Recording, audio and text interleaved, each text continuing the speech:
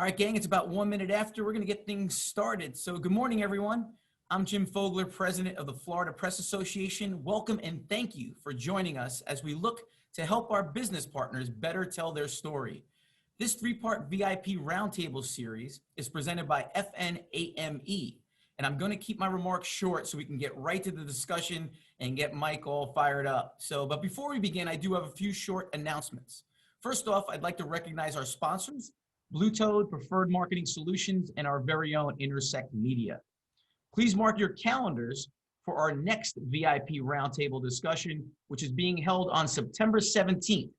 This will be the third of this special Growing Revenue three-part series, and it will be an advertiser panel with a few marketing folks who are making those important media buying decisions today. We will once again be hosting a morning session for our weeklies and an afternoon one for our dailies, so stay tuned. Small reminder that this session is being recorded, and if you have any questions, please feel free to use our chat feature, and Mike will get to as many as he can. And now, without further ado, I will turn it over to Carolyn Nolte, our Vice President of Intersect Media and FNAME. She'll be our moderator this morning and introducing our guest. So Carolyn, take it away. Thank you, Jim, and good morning, everyone. I'm excited to announce our speaker today, Mike Centurani. He is the Director of Sales Training for Gannett Media. He's bringing a wealth of an experience of 25 years of traditional media combined with 15 years of digital marketing experience. And today, he's going to talk to us about helping business owners find their unique selling proposition. So with that, I know he has a lot to share with us. So we're excited to get started, but I just want to remind everybody that we're going to have Q&A throughout Mike's presentation today. So please use the chat to put your questions in as you have them, and then I will moderate those for you. Also, if you feel like just asking Mike a question in his presentation, he is all on board with that. So either way, we're going to look forward to a very interactive hour with Mike. So with that, I bring you Mike, and we're all going to learn how we can find a new, unique selling proposition. Thanks, Kellen. Appreciate that. Since she did a great job with the intro, I'm not going to spend much more time on me here. I'm going to kind of jump into this. This is what I'm about to go through is a 3-day session. We're going to do in an hour. So it's going to be like drinking from a fire hose here. But I know a lot of these sessions, sometimes you walk away and you think, well, that was more philosophical and theoretical than it is tactical. And one of my goals today would be to see if I could help you guys, at least if there's sales managers that are watching right now, if there's ad directors that are watching right now, VPs of sales, or it could be sales reps themselves. My goal is that you walk away with maybe 2 or 3 things that you could actually start using this afternoon if you wanted to, or start using tomorrow, whenever, that right out there in the street, right over on the phone too. One caution before we jump in here too, a lot of the things I'm going to share with you today, for some of you, for most of you, it's going to be stuff you've never heard before. We broke a lot of the rules, and we found different ways of actually being able to interact with business owners when we're trying to sell a combination of traditional and digital advertising to them. This was, and I will jump to this slide just very, very quickly here. One of the things I was fortunate enough to have the opportunity to do a bunch of years ago, as I was working for one of the largest media companies in the US, and I had the opportunity to do a 4-year experiment in the streets of Brooklyn to try to find a different sales process.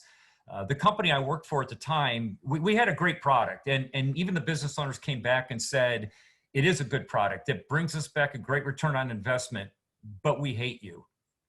We hate everything about you. We hate your salespeople. We hate your sales process. One of the funniest quotes I saw came from one of our biggest clients who said, and this is the quote, "I'd rather work with the IRS than you." By the way, that's not a good thing, in case you were wondering. So when you hear things like that, you better do something about it. And so there was an opportunity that I saw and I took advantage of, where I raised my hand and said, would you be okay if I went out and tried to find a new sales process? And they jumped all over that. They thought, wow, that really, you do that? I said, no, I'd love to do that. So it gave me the opportunity to actually go on out and get certified in 12 different sales training programs around the country. what was really interesting about doing that was all of them followed one company. It's like they all copied the same one. And the one that they copied was a company called the Huthwaite Institute, which some of you may be familiar with. They all kind of came away with the same kind of either 4 or 5 or 6-step sales process. And it was all based on what this guy named Neil Rackham, who's a research psychologist in London, England, and he started a company called the Huthwaite Institute. And his claim to fame was that his group observed more sales interactions than any other group in the history of sales. And he can actually back it up. They observed 35,000 sales calls over a 12-year period.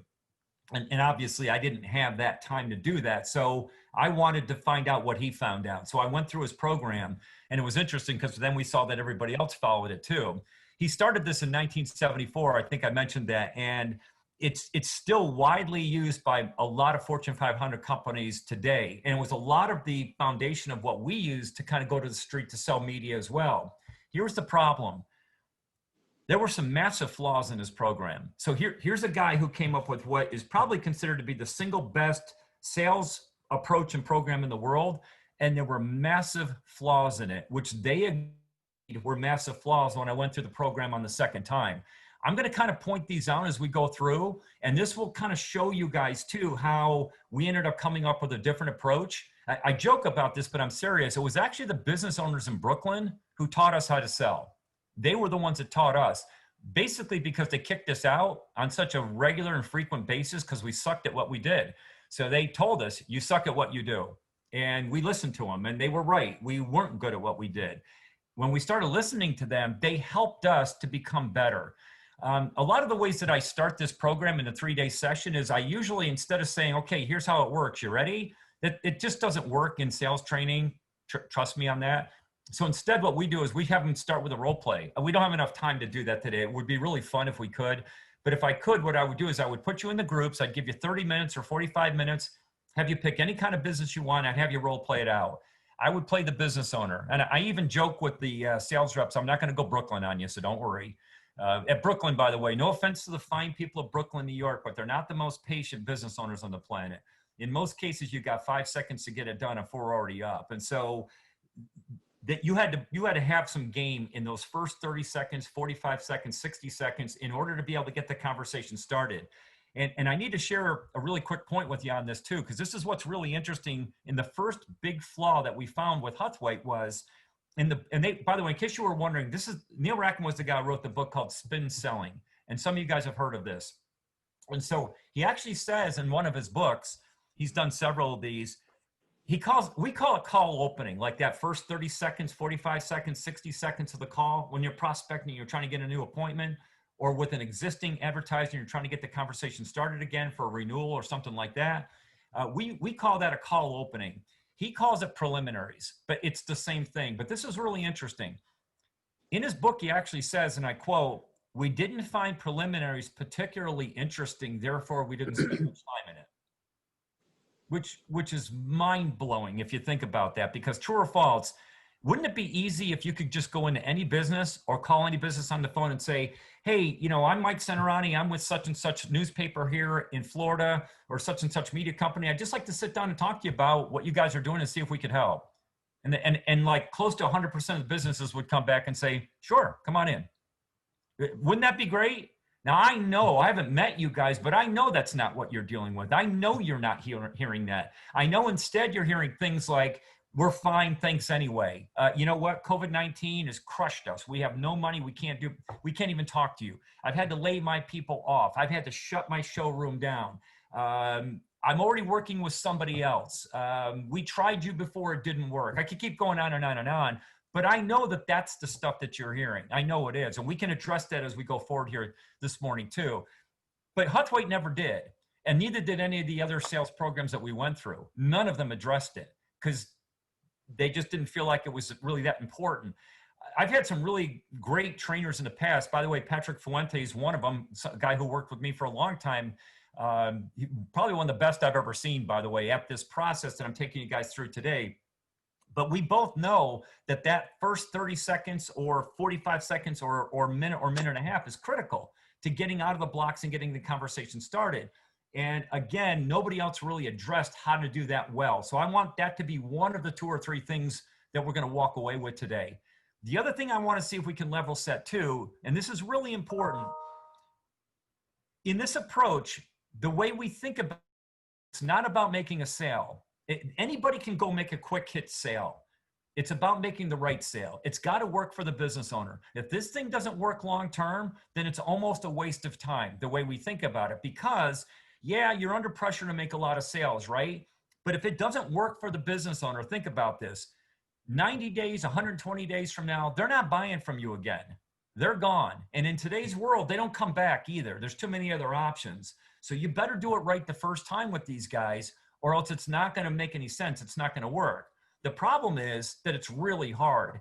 And I was lucky enough to work for Google for 6.5 years. I was a consultant for them, and they put me in front of about 45 different media companies all over the world. And when I was watching what these media companies were doing, they all did a really great job in the product training. So the sales reps could speak the product language, and especially on the digital side. I think our company does a really nice job of that. Some of the organizations had a selling training too, part of it. Like you guys, some of you already might have a sales approach. You might have a 4-step approach, a 5-step approach, a 6-step approach, something like that. I know there's smaller, papers too throughout Florida where it's more along the lines of, can you sell? Great. Okay, here's our products. Here's our price list. Go get them. And I know it varies depending upon which company we're talking about. But here's the interesting part. It didn't matter. And when I say it didn't matter, even if they had all that kind of training or they didn't, in today's world in 2020, very few sales reps can handle that guy. Very few sales reps know how to respond to that guy you're looking at right there. So if you're a sales rep, look at that guy right now. If you're a sales manager, you're an ad director, look at that guy right now. And are you good? Can you handle him? Does he intimidate you? Do you know how to respond? Is the call over? Can you keep the conversation going? And what we found was this is the guy who we're dealing with today. Now, the reason why we think there's so many guys like that, though, has a lot to do with what Gordon Burrell has showed us. A lot of you guys get the reports from Burrell Associates. And if you think about it, in today's world, nationwide, the average small, medium-sized business owner in America today gets called on by anywhere between 25 to 83 reps, media reps per month. Can you imagine that? By the way, if you're an auto dealership, that's the 83 side. Called on about 83 times a month by a media rep saying, hey, I can help you with your advertising. So think about that for a second. What do you think their guard is when you're walking in the door, you're trying to make a phone call with a business owner you've never spoken to before, right? And here's the other really tough part. We're all selling the same stuff. And we can kind of try to differentiate ourselves, but it's really hard, right? Because we're all selling mobile, video, social, search, email marketing, reputation management, behavioral, native, connected TV. I could keep going on and on and on. I could have filled 7 screens with this stuff, but you get the point. We're all selling the exact same stuff. The funny part is too, hopefully this makes some of you laugh. Whenever we ask different audiences, so why should they choose you? We always get the exact same answer. Well, because we're local. Well, you've got about 15 other guys in your backyard that are local too, right? Well, we really care about our clients though. Okay, so the other guys don't care about them, right? You're the only one that does. And I'm being a little bit of a wise guy here to make my point, but do you have a real true differentiator? Is there really a difference as to why they should talk to you?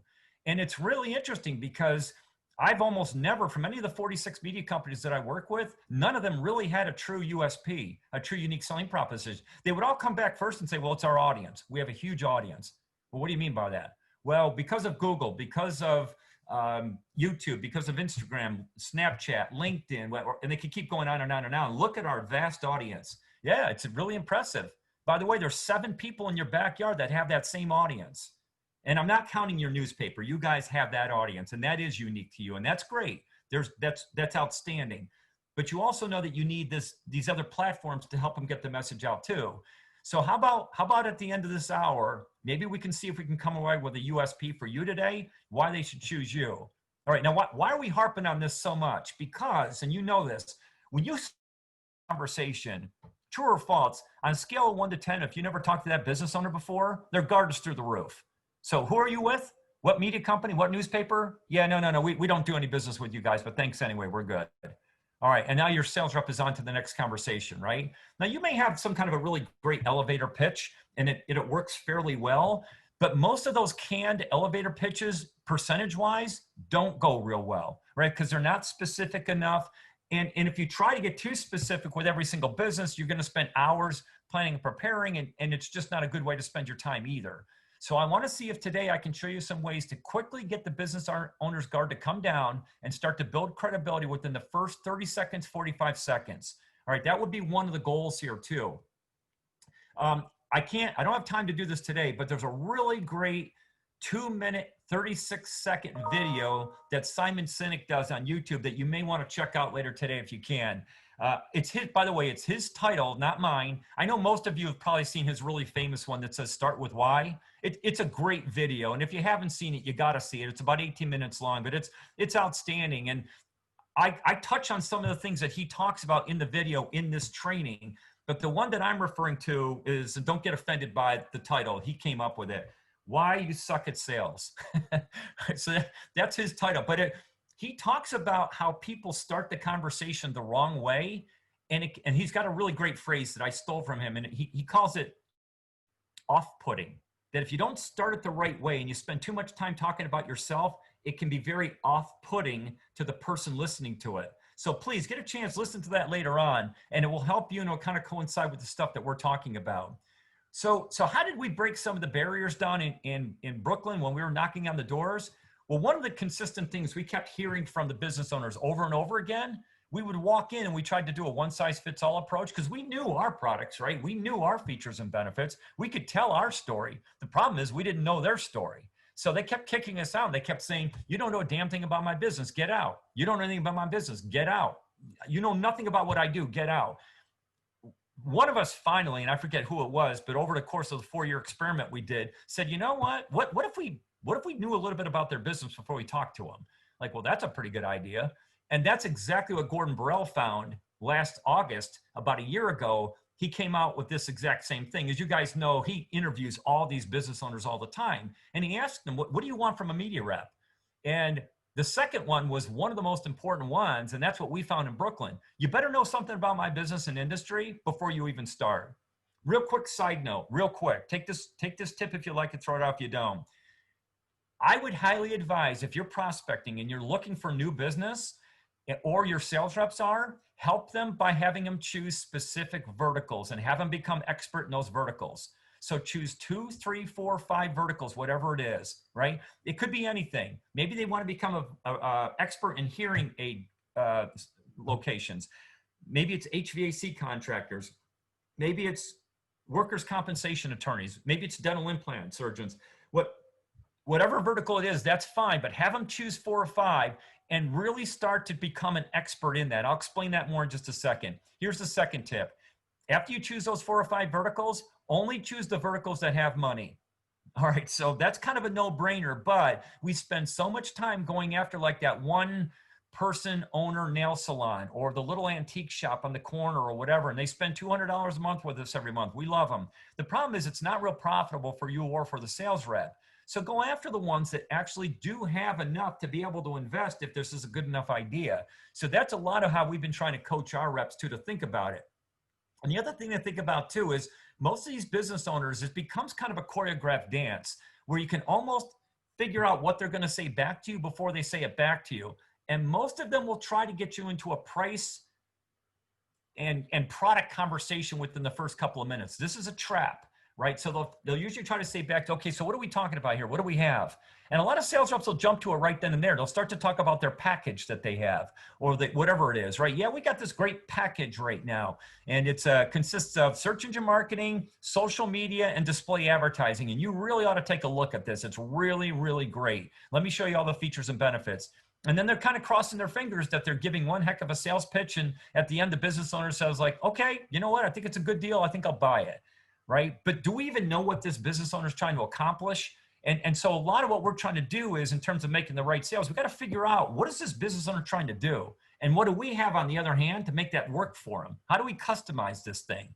We don't see that a lot. And we try, reps do try, right? They try to say, well, can you tell me a little bit about what you're trying to do?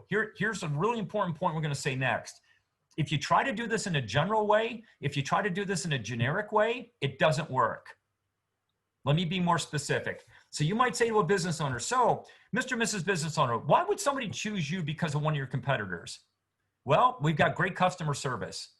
Really, you've got great customer service. I've never heard that before from any other business. You're the only one who's ever said that to me. That's remarkable. I'm really glad you shared that with me. Is there anything else? Yeah, we're also locally owned and operated. Wow, that's a big one there because nobody else has ever said that to me either. Anything else? We're experienced. Great. That's all I needed. I'll tell you what, you open to some ideas? Sure. Okay, I'm going to come back in a couple of days with these ideas, okay? All right, let me be a wise guy to make a quick point, all right? But my little wise guy way of doing this will stick with you hopefully forever. So you come back maybe in a couple of days with your ideas. And here's my wise guy way of kind of getting to my point. So, Mr. and Mrs. Business Owner, thanks for taking the time to see me again. Do you remember when I was here a couple of days ago and I asked you a lot of those boring, general, generic questions? Do you remember that? You remember that, right? Right, okay. Do you remember the boring answers you gave me? Right, good. What do you think of this boring idea that I came up with for you?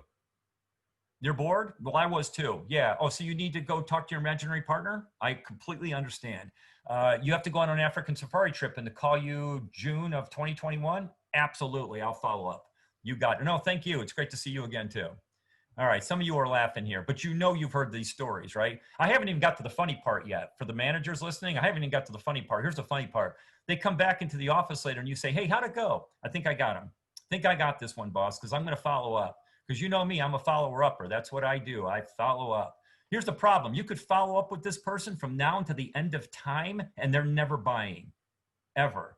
All right, so what do? We got to do it completely different, okay? And keep in mind, for any of the managers or the ad directors here, you're part of the problem. Don't get mad at me for this. You're part of the problem. You're part of the problem that creates the storm, right? It's a cause and effect thing. Whatever you ask that rep to do, they're going to do, right? So, and part of this is because of an impatience thing, right? You need those sales. They need those sales, right? So they're impatient. You're impatient. The business owner's impatient. And we teach a style awareness course. Some of you guys have been through this before too, whether it's like Myers-Briggs or DISC or something like that. But most of the business owners that we talk to are probably on this right side of the chart, right? Because they're risk takers. But the problem is they're also really impatient, right? So this becomes kind of a perfect storm here, right? Think about this just for a second. Because they're impatient by nature, a lot of business owners, and they're also more tellers than askers, they want to do things their way. They want to go straight to the bottom line. This becomes kind of a perfect storm, all right? Because it's like, hey, how are you? I'm not very good because I don't like talking to you media guys. What do you got? What do I got? Geez, I got a lot of stuff. Let me show you. That's a buying signal. Feature, benefit, fact, figure, pie chart, bar chart. What do you think of this? Pretty cool. All right, well, let's cut to the chase. How much? Did he just ask me how much? Because that's a buying signal. It's only an investment of, the perceived value is way too low. The guard's way too high. There's no sale. That's kind of a perfect storm. So every time, and our sales managers do this too. Every time a sales manager says, okay, you know, Mr. and Mrs. Sales Rep, you're behind in your search engine marketing sales. I need you to get 2 before the week's out. That's the same thing as the rep going out now and saying, hey, Mr. and Mrs. Business Owner, really looking forward to talking to you today. Did you know you're on page 3 of Google? That sucks, doesn't it? I can help you. Here's what I've got. You ready? Feature, benefit, pie chart, fact, figure, slide. And we're expecting that person to buy now, right? A lot of times they'll make us cut right to the chase. You know, how much is this? It's only investment of. Well, now we're back to that perceived value thing. That's not going to be high enough. And it goes on the I want to think about it stack for the rest of your lives. All right. I apologize for that little bit of an opening, but I wanted to kind of level set everything that we're seeing, and I've seen all over the world. So this is 46 media companies, 22 countries. This is exactly what I've witnessed. And I'm living it in my own company right now too, right? We're trying to break that culture as well. So cutting to the chase here, what is it that what is it that they want? How do you get to trusted advisor status? Well, we believe there's 4 things. So there's 4 things that a business owner wants from us. Without question, number 1, they want a sales rep who understands their business and industry. That's more important to them than any other thing. Now, they also want somebody who understands their own stuff too, right? So you do have to understand advertising. You do have to understand how the digital products work. But they also want to know somebody who can figure out what they're trying to figure out, you know, what their goals and objectives are, and they can customize the solution. So it's not a one-size-fits-all thing. So here's the part that you might want to write down. Here's the part that could be a game changer for you. Whenever we approach any business, there's 4 things that we think about. You ready? Here's the 4 things. Number 1, what do they sell? Before you go in any business, I don't care if it's an existing business or a prospect, what do they sell? Now, what do I mean by that? How do they make money? There could be 2 ways to make money, 4 ways, 7 ways, 22 ways. Think about it like focus areas or profit centers. Okay, every business may have multiple profit centers. What the sales rep has to figure out is, okay, what are those most important profit centers? Some are going to mean a lot more to them than others. All right, second, based on each of those profit centers that they're trying to go after, who are the target groups they're trying to go after, right? Demographically, geographically. What makes this approach a little bit difficult, and I'm not going to tell you what I'm taking you through today is the easiest thing in the world. It's not. When you really get good at this, you start to look at different profit centers, and it's almost like every time there's a different profit center, it's almost like you're talking to a completely different business too, within the business. So you've got to think about, this is our secret sauce I'm giving you right now, the second to last bullet. What are the buying factors their potential customers care about? That's how we start the interaction. I'm going to demonstrate that for you in just a few seconds. And I can even role play it out with you if you want, where I can play the sales rep and you can play the business owner, and you can throw any objection you want at me. We could do this later on if you want.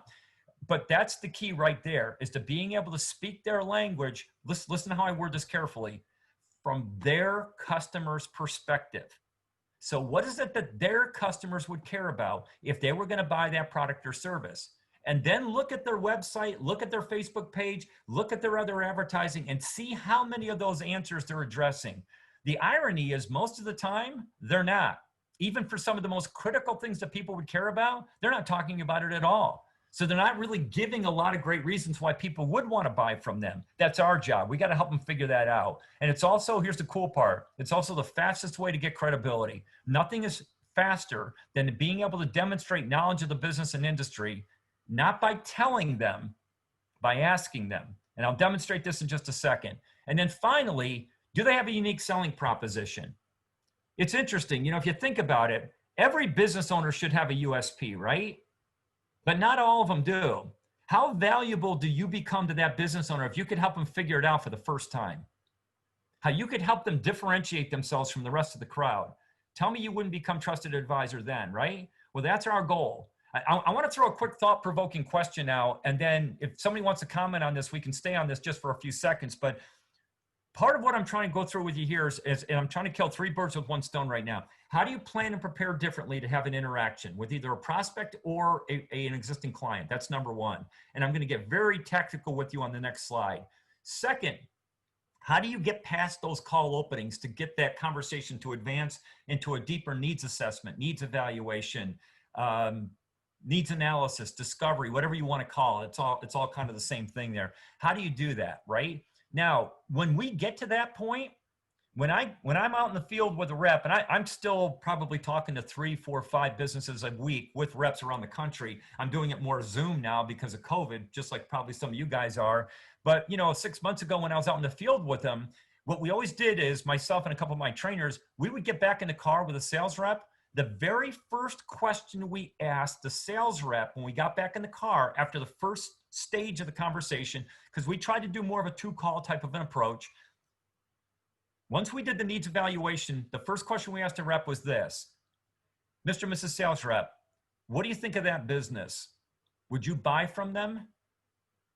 Based on the product or service they're trying to sell and who they're trying to sell it to and the buying factors we just found out about, and whether or not they've got a unique selling proposition, would you buy from them?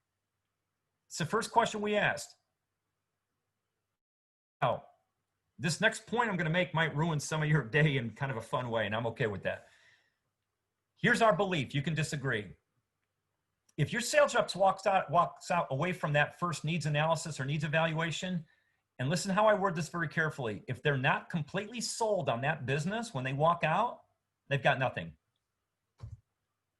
Let me repeat that again. If they walk out of that needs evaluation with the client and they're not sold on that, so if you ask the sales rep, would you buy from that guy? I don't know. I probably wouldn't know. So what are you going to do? Well, I'm going to try to come up with a program that, I'm going to try to sell them next week. Well, how the hell are you going to do that? Well, I got all the platforms, right? I can still talk to them about Google. I can talk about Facebook, Instagram, Snapchat, LinkedIn, YouTube. Of course, our print product. Yeah, you can, but what are you going to put in front of people? What's going to get them excited? Why would they buy it? Who's going to respond to it? Yeah, I don't know. Sell those. Right. But you're not even sold on the guy. Well, that's true, but I'll do the best I can. All right. So let me say it one more time. They walk out of there. They're not sold. You've got nothing. You've got nothing. Now, don't get mad at me for this, but when I usually do these seminars, a lot of people get pretty angry at me right around this time, right? They're like, well, Mike, you're the only guy we've ever heard ask us to make sure that the rep is sold after they come out. So what are we talking about here? I finished up, I'm in the process of finishing up a book on this entire approach, and it kind of explains the point. The book is entitled, Let Them Sell You. I haven't published it yet. I'm hoping to soon, but that's the approach. Let them sell you. We don't go into these sales interactions trying to sell the guy. We go into them having him sell us. Now, this can get tricky. This can get difficult because they're going to stop you and say, what the hell are you doing here? Why are you asking me these questions? Where's this going? I'll show you how to deal with that in just a second here. But these are the 4 things that we think about. We obviously do a lot more than this in our planning and preparation, but these are the 4 main core things that we do. So here's a quick tactical thing that you can start doing today. Before you go out to see a business owner, the first thing I'm going to ask you to do is this. Put yourself in the shoes of one of their customers. Look at their website, look at the products, look at the services. Pick one of the services that you think might be the most profitable. And then from there, put yourself in the shoes of a customer. And what I want you to do now is start to come up with the things that you think people would care about. What are the buying factors that you think people would care about? Now, depending upon your experience in life, right? Your business acumen, this might be easier for some people than others. And if you've never, bought that product or service before, you might not even have any idea. In a couple seconds, I'm going to use a couple different examples. I'm going to use one with a dental implant surgeon, one I'm going to do like with a landscaper. It could be anything, right? But let's say you want to go, like one of the verticals you chose is dental implants, right? So if I'm your boss, I go, okay, good. You picked dental. Tell me why you chose dental implants. Well, because they're expensive. They're worth a lot of money to the dentist. I mean, an average tooth for some of these dental implant surgeons could be $2,500 for one tooth. And, if somebody needs more than one dental implant, that could be very lucrative for them. And it may not be covered by insurance. Okay, that's good. That might be hard for the dental implant guy to turn down. Do you know anything about dental implants? No. Well, what are you going to ask him? I don't know, because I don't know anything about it.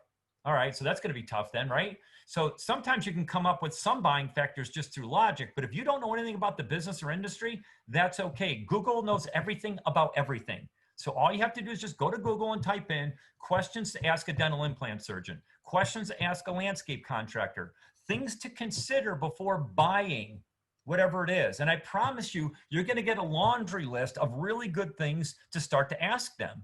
Now, by the way, quick side note, some of the stuff you're going to see is really stupid. It is. And some of it's really goofy. So be critical, like throw the stupid stuff out. Like, for example, I might click on that first one.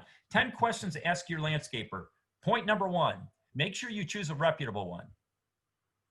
Well, that's a great tip because I wasn't going to do that. Gee, thanks for that one. Okay, I'm going to throw that out because that's stupid, okay? But then you might see another one that says, make sure that they offer some type of computerized design. Okay, that's not bad. That's pretty good. I could use that one because not everybody does that. That could be a really good question to ask. All right, now, I would also encourage you, once you start doing this, start creating a library, all right? Start creating vertical libraries. This is an example of one of our verticals for dental implant surgeons. I know you can't read this, but don't worry about it. But I'll tell you, here's my first question, right? You guys play the office manager for a second. If you're a dental implant guy, by the way, I'm probably going to come by around 4 o'clock in the afternoon. I'm not calling you in the morning. You're too busy. That place is crazy at that time, right? But I'm going to call you probably around 4 o'clock. I'm probably not going to get to talk to the dentist either. So I may even ask to speak to the office manager or gatekeeper, right? Well, why would I do that? Because if I do a good job with that person, they're going to be the single best person to help me to get to the doctor eventually, right? But here's my first question, and see if it would be different than yours. After I introduce myself, so I might say, Mr. and Mrs. Office Manager, my name's Mike Centerani. I'm with such and such media company here in Florida. Now, by the way, I apologize. You don't have to. It's up to you, but I do because I know they were hoping somebody like me would never walk in. And I also know that they probably aren't excited about my phone call either. So I do a quick apology. I'd say, listen, I apologize for coming over without an appointment, but let me tell you quickly why I want to come over and introduce myself. There's a couple of things that we're doing right now where we may have the ability to help you get a couple of additional dental implant cases per month, if that's something that you could handle. But I have to ask you this first because this could be critical. Are you guys using that new 3D X-ray cone beam technology? That's my first question. All right, quick timeout. Any of you guys give a crap about 3D X-ray cone beam technology? Does anybody even know what the hell it is? Like, so one of the common things I get back is, Mike, why do you give a crap about 3D X-ray cone beam technology? I don't. I could care less about it. But for somebody who might be going to try to figure out who they want to use as their dental implant surgeon, you better care about it. Quick, too much information, but you'll see where I'm going with this. It costs about $150,000 to $200,000 for this technology. There's only a percentage of dental implant surgeons in the United States that even have the technology. When I started to see that as one of the, because I did this, right? Like, top 10 things to think about before choosing a dental implant surgeon. Make sure they have 3D technology. What kind? And then they started naming a bunch. Cone beam is one of the most popular. I don't know what the hell 3D cone beam technology is, but Google does. So I just typed it in. What is that? Listen to how they word it too, by the way. This was interesting. Make sure you choose somebody who's got that kind of 3D technology because it takes almost 100% of the guessing away when they start to do the drilling into the jawbone as to where to start. Well, what does that mean? The other guys are guessing? Well, yeah, but it's probably an educated guess, right? I mean, they're probably close. You're okay with that, right? By the way, did you know that not all dental implants take? So that after they actually do the drilling into the jawbone, that it might not work, that they have to then later on go back and take it back out again because they might have missed the spot or it became infected. So another really interesting question too is, would you mind if I was to ask also what the success rate is? By the way, do you guys offer any kind of an evaluation first? For example, if somebody was a smoker, I know through some research that not everybody could be a good candidate. Does the doctor have the ability to meet with somebody first and talk through this to see if they'd be a good candidate? Now watch what happens. Human nature, the office manager might come back and say, yeah, but where are you going with this? Why are you asking these questions? And real quick side note, remember I was telling you earlier today, I'm going to throw stuff at you that maybe you've never heard before or you've never read in any sales book. Those opening questions that we just threw at the office manager, were they open-ended questions or closed-ended? Think about that just for a second. Were they open-ended questions or were they closed-ended? Everyone was closed-ended. Try reading that in any sales book. Well, Mike, see, I'm not going to do this now because all the sales books say that you got to start with open-ended questions. Yeah, here's the problem. They hate you. They don't want to talk to you. They don't want to talk to any of us. We're salespeople. By the way, we're doubly evil because we're media salespeople. So they absolutely do not want to engage. However, here's the interesting part. In Brooklyn, New York, where they've got no problem kicking you out in 5 seconds, well, listen to how I word this. This is really important. You might want to write this down. When we asked a question that was specific to their business and industry, and it was also significant, it had to be important, and it was closed-ended. So specific, significant, closed-ended, they answered the question 95% of the time. What do you think of that? Now, if you asked an open-ended question, hey, yeah, I just want to come in here and introduce myself to kind of get a little bit better understanding of what you guys are trying to do here and maybe see if we could help. No, get out. But no, I really can't help. I really can't. No, we're not interested. Are you sure? Because I'm really good. No, get out. We used to call that professional begging. And sometimes that works, but most of the time it doesn't, right? So in Brooklyn, just to make you laugh for a second, if I ask some of those closed-ended questions that way, the response would be, yeah, we do it. What the blank do you care? And that's okay because they answered the question and I can play off of that, right? So my response could be, so Mr. and Mrs. Office Manager, it's not so much that I would care, but since not all dental implant surgeons have that type of technology and some actually charge for the actual consultation, if a potential implant patient was trying to figure out who they wanted to talk to and they could have heard what you just said, that you have 3D X-ray cone beam technology, that they can set up an appointment usually within 1 day to meet with you and you don't charge for the consultation. I'd love to get your opinion on this, but do you think more people might move you up on the top of the list and want to talk to? What are your thoughts on that? By the way, if they say no to that, you're not going to go any farther forward anyway. But I want to hear them say no to that because I don't think they can. And if they can, I'm fine with that. But I don't think they can, especially if I did some homework and found out that they've got that kind of technology. All right, little quick timeout process check. But what I just did there was kind of showing you real quick, here's how we plan and prepare. Here's how we open the call. So here's the example again. Ready? This is something you might want to write down. So you can't see this, but and it continues on. I have over 32 questions that I'm going to ask a dental implant surgeon.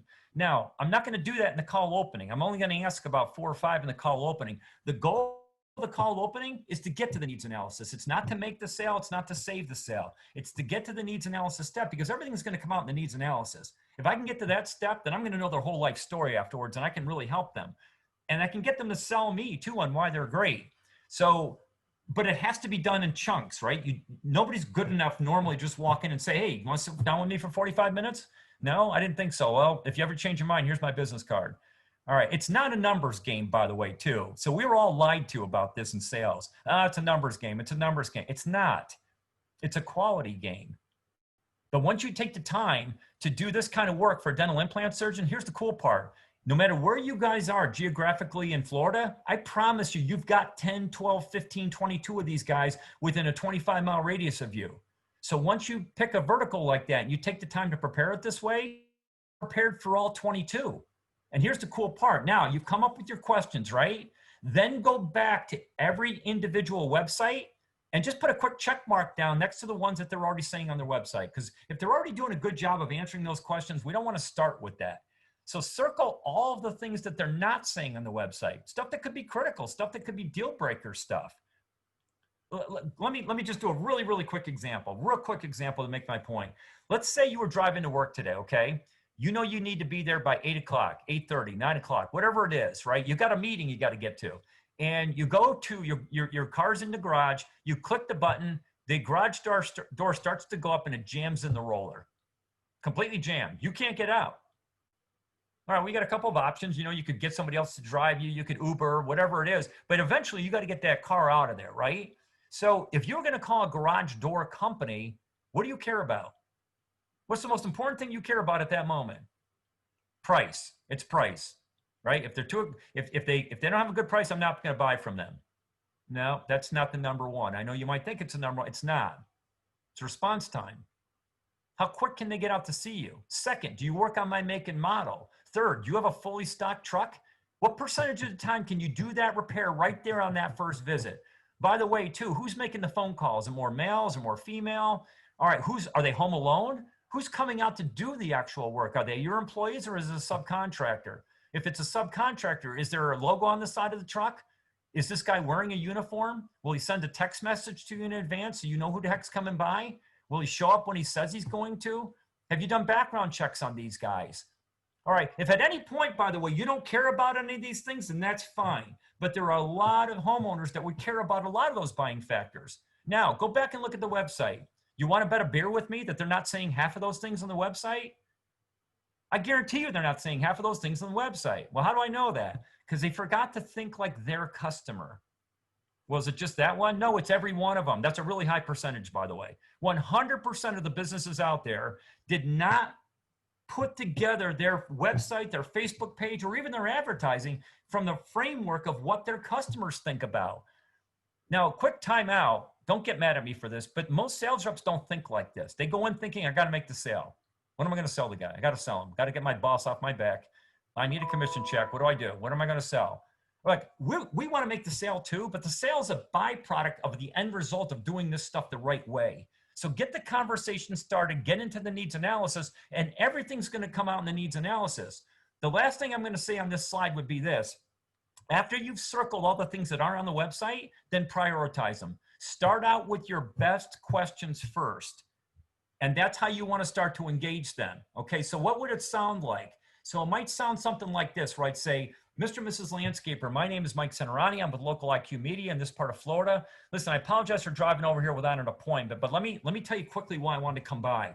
I may be able to help you potentially with landscape design estimates. I'm not sure if you're in a place where you could take on a few more or not right now, but if you could, we may be able to help you. And it has to do with something I saw on your website. On your website, it says that you offer computerized design. Is that accurate?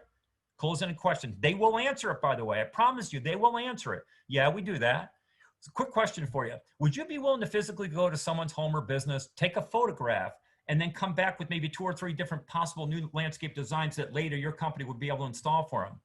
All right, now, this is a choreographed dance, I promise you. Now, by the way, I also believe in professional cheating. I should reword that. That doesn't sound great. Professional intelligence. Have somebody else call in advance and make sure they can do some of these things, right? If it's a big enough prospect, and that way you already know what the answer is going to be. It's almost like a secret shopper thing. I do it all the time. But I promise you again, if the question is specific, if it's significant, if it's closed-ended, they will answer it 95% of the time. Is that pretty cool? So they may come back and they may say something like this. Yeah, as long as it's within 25 miles. But why are you asking? Who are you again? What is this about?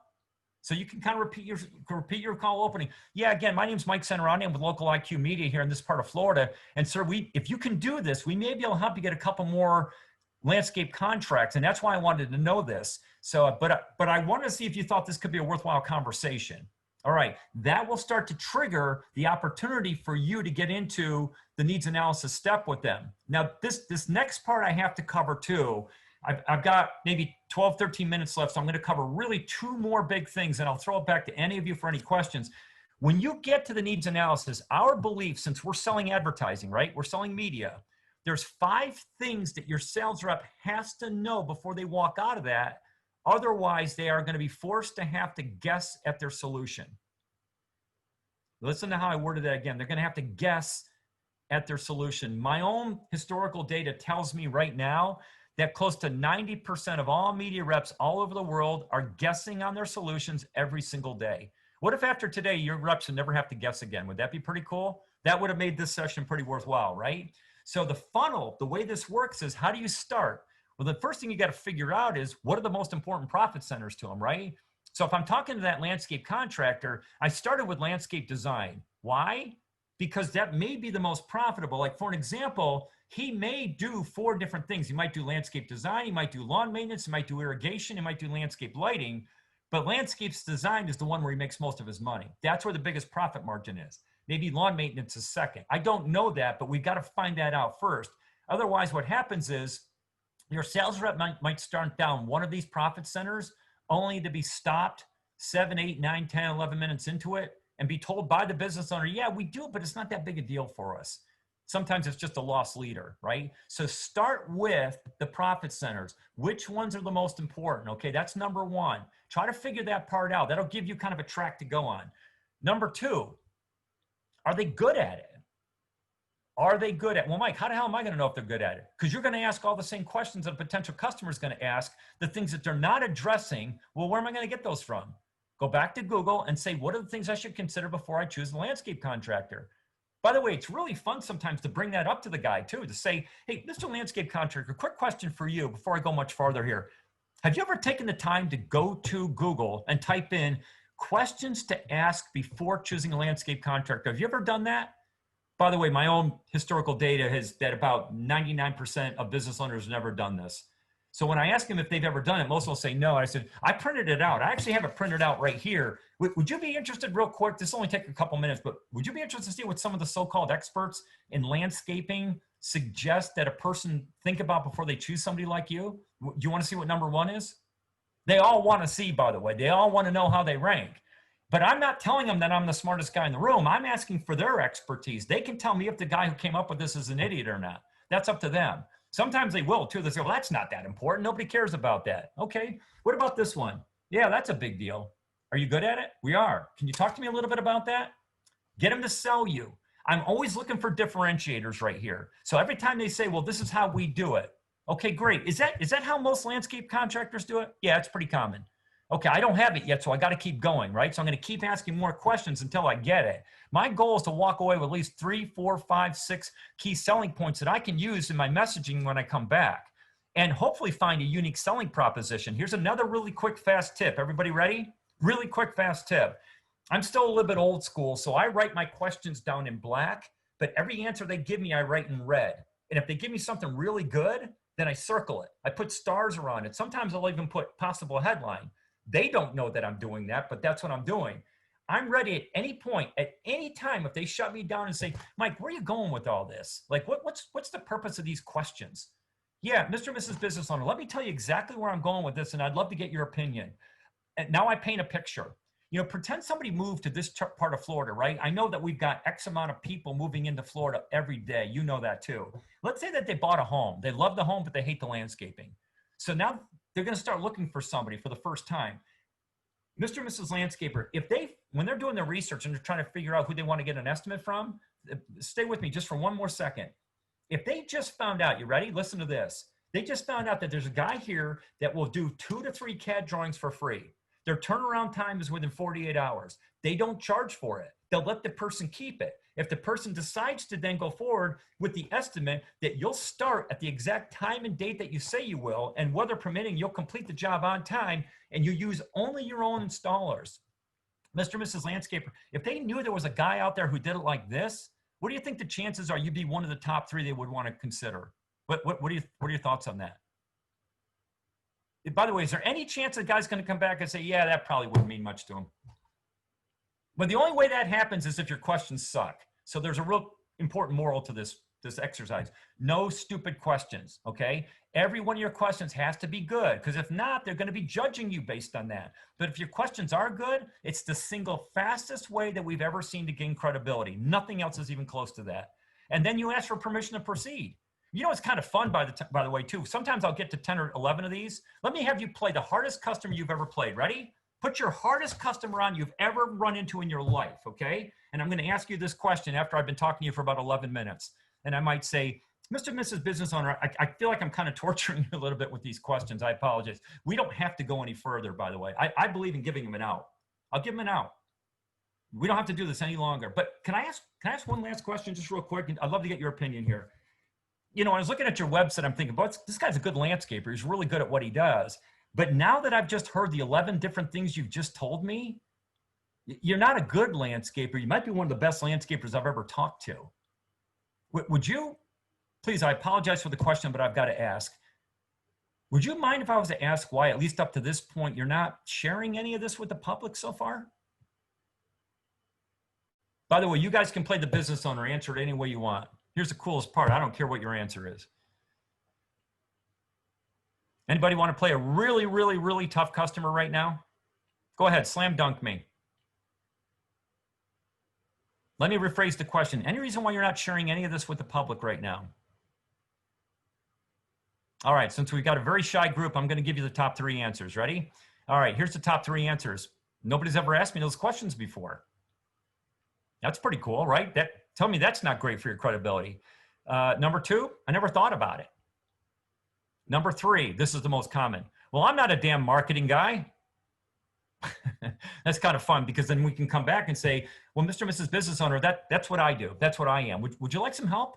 Offer to help them right now. You've just become their partner, by the way. You're not selling them anymore. You're a team. You're working together as a team to help them potentially tell their story in a more powerful way than they've ever done it before. And that's exactly how you word it back to them. Mr. and Mrs. Business Owner, would you be open to some ideas where we might be able to help tell this story possibly better than you've ever done it before? But here's the cool part. You have full right of refusal. Like, if you don't like the ideas when we come back, you don't have to spend a dime. But if you can do what you're telling me here today, I'd love to see if I could help you. Would you be open to that? Because of time, let me jump to the end really quickly. Here's the coolest part. You ready? It's my favorite part of the whole thing. You ready? They have to love the ideas when you come back. They have no choice. Let me expand on that. Let me get dramatic just for fun. They have to fall madly, deeply, passionately in love with these ideas when you come back, and they have absolutely no choice. Any idea why? Because they were their ideas. They weren't yours. They were theirs. They were the ones that gave you the answer. All you have to do is have a filter in your head, and every time you hear a boring general answer, let that go. We can't do anything with that. But every time you get a great answer, then you take it further. I wish I had more time to talk to you a little bit about what happens if you're talking to somebody who sucks at what they do, because there's a whole way of dealing with that too. I just don't have the time to do that right now. But I hope you like that idea. But once you hear things that are great, once you hear things that are really, really important to them, put that stuff at lights, man. Tell them you're going to go back. You've got a whole team you're going to brainstorm with, and come back with incredible messaging. Try to figure out how to put this stuff into a great headline, subheadline, great graphics, good copy points, a good action statement, right? Good photograph. a good offer. And then when you take it back, you wow them, right? Based on the demographics that they're trying to go after, that's number 3. You know what platforms to put it on, right? If they're trying to go after millennials, Snapchat and Instagram are probably pretty good. If they're trying to go after business owners, LinkedIn probably makes some sense. If they're going after more baby boomers, Facebook's not a bad place to be in print, right? So you know where to put the messages already. You've got that. And you can come back and show them the proposal. Hey, does this look like a good place to be based on the target group you're going after demographically, geographically? Yes. What if they saw this? And then you show them the message. What do you think? Would it work? Would people respond? That's what we call gaining agreement in principle. And if you gain agreement in principle, you're pretty much on your way to gaining agreement in price. But if you don't get agreement in principle, don't go any further. Do a U-turn, go back. There's no sale here. They're not buying. When I show that graphic design, when I show it, I watch their eyes. I watch their facial expression. I can tell you right then and there if I've got the sale.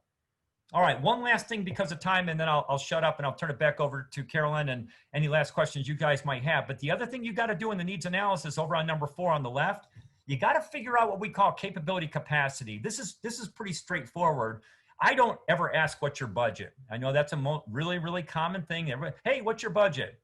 Well, why don't I ask that? Well, because their guard is through the roof normally. Their perceived value's down here. What do you think they're going to give you as a number? Well, I've got tons of money for you, right? It's not going to be very big. Plus, it's a made-up number. It is. It's a made-up number. So instead, I kind of go off of the old Harvard Law School program negotiation. The second chapter in the book called Getting to Yes has this great line, focus on their interest, not their position. So even if a guy says back to me, I've only got $1,000, well, that's his interest. That's not his position. His interest could be the fact on the capability capacity, he's doing 3 landscape design jobs for about $25,000 each per month right now, and he could do 2 more without changing anything. He wouldn't have to get any more equipment. He wouldn't have to hire any more crews. He could do 2 more right now. That could be $50,000 more per month this guy could be bringing in without changing anything. So last part, number 5, I would just ask for permission to see if I can help him close the gap. And I'm not guaranteeing I can do it because I don't know if I can do it or not yet. I'll go back and try to figure it out based on demand and all the other factors that kind of come into play. But I'm going to ask for permission. It would sound like this. Mr. and Mrs. Business Owner, with your permission, would you be open to me going back, talking to my team about coming up with some ideas and how I might be able to get you closer to that 50,000? I don't ever say I'm going to get it for them, but hopefully get them closer to. Would you be open to that? Yes. And here's my last part. You know how you know your needs analysis sucks? Is if they say, well, just email something over to me. Don't get mad at me for this, but that means it didn't go well, okay? But if they say, how quickly can you come back with these ideas? Then you know it went really, really well. Your job and your goal should be to try to partner with them right there to help them potentially come up with a better message than they've ever done before so you can become their trusted advisor. So Carolyn, I know I went a little bit long. I apologize for that, but I'll turn it back over to you. I hope that helped, guys. I hope there's a couple takeaways for you from this morning. That's wonderful, Mike. I mean, very inspiring. I hope everybody is motivated to go out. You know, sometimes you just need to hear that again and go back to the basics of what you should and should not be doing. So I appreciate that. Does anyone have any questions for Mike before we conclude? I didn't see any in the chat and I didn't hear from anyone. So I just wanted to make sure I do a last call for any questions. I have a quick one.